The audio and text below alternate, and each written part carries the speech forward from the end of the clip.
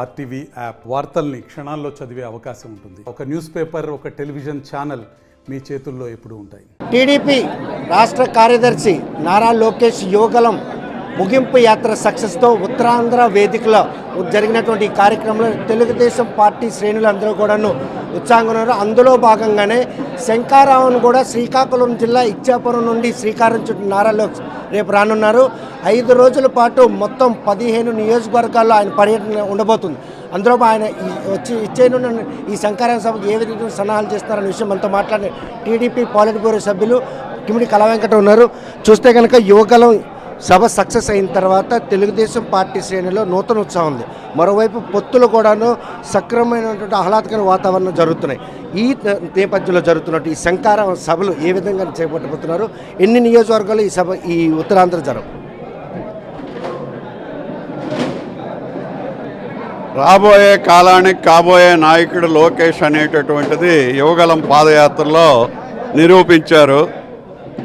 ఆయన తీసుకునేటటువంటి చొరవ, ఆయన ప్రజలతో మమేకమైనటువంటి పద్ధతి, ప్రజా సమస్యల గురించి అడిగి తెలుసుకునేటటువంటి విషయం మరి అందరికీ ఆ విధంగా యువగలం పూర్తిగా సక్సెస్ అయింది.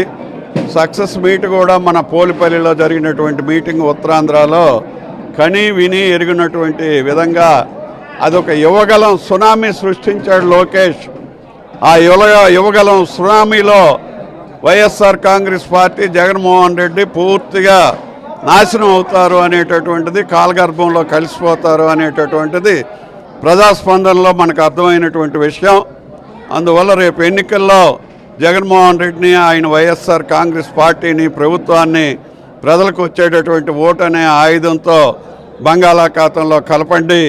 మళ్ళీ చంద్రబాబు నాయుడు గారు ఒక దిశానిర్దేశం ఆంధ్రప్రదేశ్ రాబోయే తరాలకి, అదేవిధంగా మన మనవలో పిల్లల్లో యువతకు ఒక అవకాశాలు, ఉద్యోగ ఉపాధి అవకాశాలు కానీ, పారిశ్రామికంగా పెరగాలన్నా, ఒక మంచి పద్ధతిలో రాష్ట్రం ముందుకెళ్లాలన్నా, అక్షర క్రమంలోనే కాకుండా అభివృద్ధిలో కూడా ఆంధ్రప్రదేశ్ ముందుకెళ్ళడానికి చంద్రబాబు నాయుడు గారు మళ్ళీ ముఖ్యమంత్రిగా రావాలి అనేటటువంటిది అన్ని వర్గాల ప్రజల్లో వస్తుంది. దాన్ని సమాయత్తం చేసుకుంటూ మళ్ళీ శంకారావం అనేటటువంటి పేరుతో ఈ మిగిలిపోయినటువంటి ఏవైతే కవర్ కానటువంటి ఉన్నాయో యువగలంలో ఆ కాన్స్టిట్యున్సీలు అన్నింటిలో కూడా ఒక మీటింగు, రోజుకు 3 కాన్స్టిట్యున్సీలు చెప్పున మరి మన ఉత్తరాంధ్రలో మరి ఆ కవర్ కానటువంటి కాన్స్టిట్యున్సీలు అన్నింటినీ రోజుకు 3 చెప్పున పెట్టుకుంటూ వెళ్తున్నారు. హెచ్చర్ల నియోజకవర్గం 15వ తేదీ సాయంకాలం మరి పడుతుంది. కాబట్టి దీన్ని సక్సెస్ చేయడానికి మేము ఈరోజు ఇక్కడ మీట్ పెట్టుకున్నాం. ఏది ఏమైనప్పటికీ రాబోయే కాలంలో కాబోయే నాయకుడు, ఉదయించే సూర్యుడు లోకేష్ ఒక మంచి తురుపు ముక్క పార్టీకి దొరికింది. ఎన్టీ రామారావు గారు పెట్టిన పార్టీకి 15 ఏళ్ళు ముఖ్యమంత్రి, మళ్ళీ 5 ఏళ్ళు కాబోయే ముఖ్యమంత్రి చంద్రబాబు నాయుడు గారు, 15 ఏళ్ళు మరి అపోజిషన్ నాయకుడిగా, 35 ఏళ్ళు రామారావు గారు లేనప్పుడు నడిపేటటువంటి నాయకుడిగా ఈరోజు ప్రజల్లో ఆయనకి పేరుంది.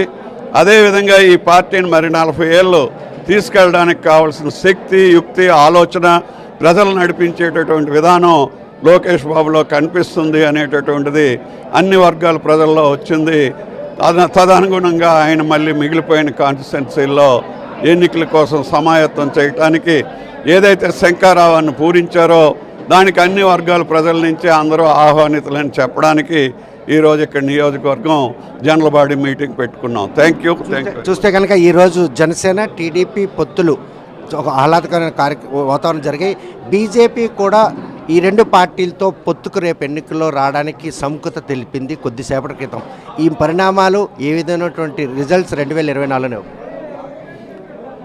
తెలుగుదేశంకి ఇదేమి కొత్త కాదండి. రామారావు గారు ఉన్నప్పుడు, చంద్రబాబు గారి హయాంలో కూడా మిత్రపక్షాలు అంటూ ఉండే, మిత్రపక్షాలను ఏ విధంగా తీసుకెళ్ళాలి, మిత్రధర్మం ఏ విధంగా పాటించాలి, మిత్రులను మనతో ఏ విధంగా నడిపించాలి అనేటటువంటిది తెలుగుదేశం పార్టీకి కానీ చంద్రబాబు నాయుడు గారికి కొత్త ఏమీ కాదు. ఈరోజు జరిగినటువంటి పరిణామం ఏదైతే ఉందో 2014 కాంబినేషను మళ్ళీ రాబోతుంది అని మీ అందరి ద్వారా వింటున్నాం. అదేవిధంగా పార్టీ సర్కిల్స్లో కూడా మాటలు ఉన్నాయి. ఇదంతా కూడా ఏంటంటే దుష్ట పరిపాలనని, దుశ్శాసన పర్వంలో ఇచ్చినటువంటి అసెంబ్లీలో కూడా ఇదేది కౌరవ సభ అయిపోయింది. ఇలాంటి వాళ్ళందరినీ కూడా పంపించడం కోసం అందరినీ కూడగట్టి దుష్ట పరిపాలన అంతం చేయడానికి చంద్రబాబు నాయుడు గారు చేసే కృషికి పార్టీ ముక్తకంఠంతో ఏకకంఠంతో ఆయనతో పాటు మా పార్టీ అంతా కూడా ఉంది. ఇది అలాంటి మంచి పరిణామాలే. ఫైనల్ నిర్ణయం ఆయన ఏది చేసినా అందరం పార్టీతో పాటు నడుస్తాం. 2 రోజుల వ్యవధిలో జనసేన టీడీపీ అధినేతలు కలిసిన తర్వాత ముఖ్యమంత్రి ఊటావుతున్న ముఖ్యమంత్రి ప్రధానమంత్రి కలవరం ఏ విధంగా తీసుకో బీట్లు ఆరుతున్నాయి, కాలు వణుకుతున్నాయి, ప్రజలు దూరం అవుతున్నారు. మరి అభిజ్ఞాన వర్గాలు, ఇంటెలిజెన్స్ వర్గాలు, వేగుల వారు చెప్తున్నారు. అయినా బయటకు మేకపోతే గాంభీర్యమే తప్ప మేము ఢిల్లీ వెళ్ళాం, అక్కడికి వెళ్ళాం, ఇక్కడికి వెళ్ళాం, మేము ఉన్నాం, మేము సిద్ధంగా ఉన్నాం అని. నువ్వు సిద్ధంగా ఎలాగ ఉంటావయ్యా? 5 సంవత్సరాల్లో సారాని దఫలవారీగా తీయకపోతే మీ దగ్గర రాను అని చెప్పావు. చీపుర్లు కట్టుపట్టుకొని ఆడవాళ్ళందరూ నిలబడి ఉన్నారు. ఎందుకంటే నువ్వు పెంచిన ధరల వల్ల 1,10,000 కోట్ల రూపాయలు వాళ్ళ పేదల రక్తం సాయంకాలం వరకు కష్టపడినటువంటి 500 రూపాయలు, 1000 రూపాయల్లో 250 రూపాయలు సారా రూపంలో లాగేశావు. రాను అని అన్నావు, ఏ విధంగా వస్తావని వాళ్ళు అడుగుతారేమో అని ఒక ఈయనకు భయం.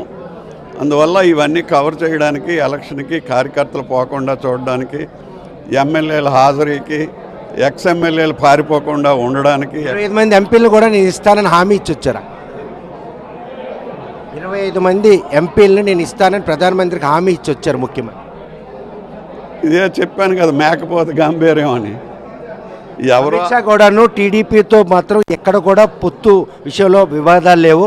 కేవలం రాష్ట్ర ప్రయోజనాల కోసం చంద్రబాబు నాయుడు ప్రత్యేక హోదా కోసం ప్రశ్నించే చిన్న సస్పెషలే తప్ప మా మధ్యన పొత్తు చెడిపోలేదు అమిత్ షా స్పష్టం చేశారు. కాబట్టి జనసేన టీడీపీతో పాటు బీజేపీ 2024 ఆంధ్రప్రదేశ్లో ఎలక్షన్కి వెళ్తుందని ఆయన వ్యాఖ్యలు ఒక మంచి పరిణామం అని మనం చెప్పుకోవచ్చు. ఏదైనా ఇప్పుడు ఉండేటటువంటి పొత్తుల విషయంలో చంద్రబాబు గారు తీసుకుంటున్నటువంటి వేస్తున్నటువంటి అడుగులన్నీ కూడా మంచివే.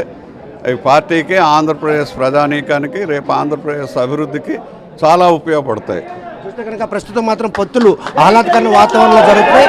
ఇప్పటికే బీజేపీతో పొత్తుతో అంటే జనసేన టీడీపీ పొత్తుల్లో భాగంగా బీజేపీ పార్టీ కూడా ఈరోజు పొత్తులకు రావడం, ఆ వచ్చిన క్రమంలో ఈ ఆహ్లాదకరమైన వాతావరణంలో ఆయన తీసుకున్నటువంటి నిర్ణయం మాత్రం రేపు 2024 ఎన్నికల్లో వైసీపీ రహిత ఆంధ్రప్రదేశ్ నిర్మాణానికి మాత్రం ఈ పరిణామాలన్నీ కూడా దోహదపడతాయని కళా వెంకటరావు స్పష్టం చేస్తున్నారు.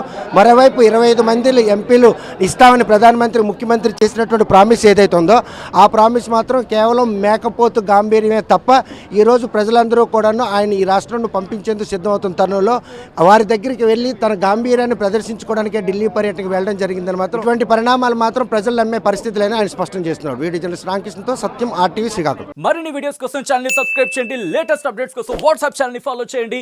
అండ్ లింక్ డిస్క్రిప్షన్ లో ఉంది.